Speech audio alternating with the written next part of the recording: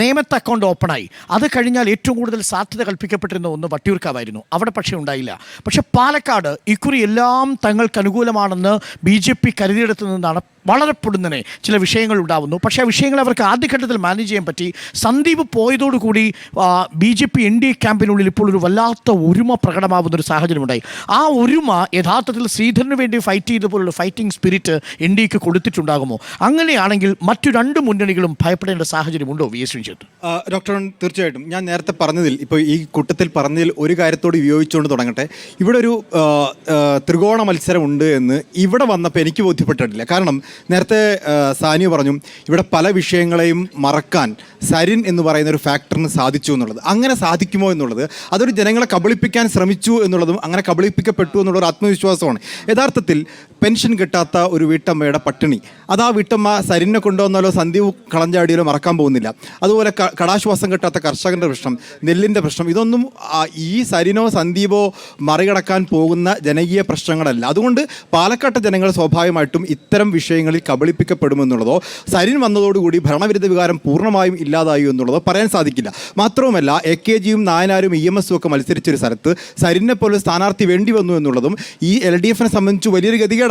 ഇതൊന്നും ജനങ്ങൾ മറക്കാൻ പോകില്ല. അതുകൊണ്ട് ഇവിടെ പ്രത്യക്ഷത്തിൽ തന്നെ LDFും UDFും BJPയും തമ്മിലുള്ള മത്സരമാണ്.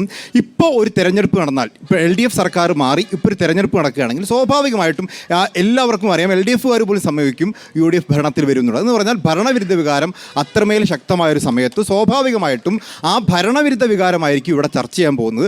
അതിൻ്റെ ആനുകൂല്യം കിട്ടാൻ പോകുന്നത് ഒന്ന് UDFനും മറ്റൊന്ന് BJPക്കുമാണ്. BJPയെ സംബന്ധിച്ചിടത്തോളം അവർക്ക് C കൃഷ്ണകുമാർ എന്ന് പറയുന്ന സ്ഥാനാർത്ഥി പാലക്കാട്ടുകാരനായ സ്ഥാനാർത്ഥിയാണ് എന്നുള്ളൊരു ആനുകൂല്യം അവർ നേരത്തെ ഉറപ്പിച്ചിരുന്നു.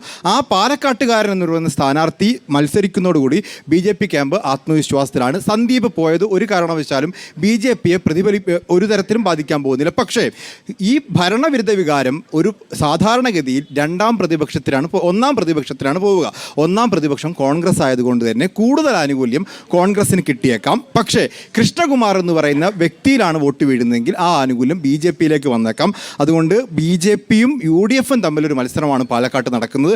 കണ്ണിൽ പൊടിയിടാനുള്ള മറ്റ് വിഷയങ്ങളൊന്നും തന്നെ സാധാരണ ജനങ്ങളെ ബാധിക്കില്ല എന്നാണ് എനിക്ക് തോന്നുന്നത്. ഓക്കെ, ചുരുക്കത്തിൽ പ്രിയപ്പെട്ട പ്രേക്ഷകർ, ഇന്നത്തെ മീറ്റ് ദി എഡിറ്റേഴ്സ് കണ്ടത് കോട്ടമൈതാനത്ത് ജനങ്ങളുടെ ഇടയിൽ നിന്നാണ് അല്ലേ?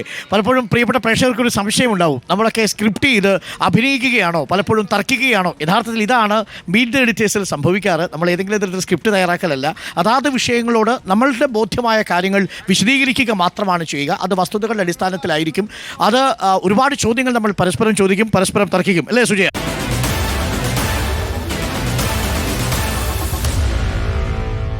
Meet the editors.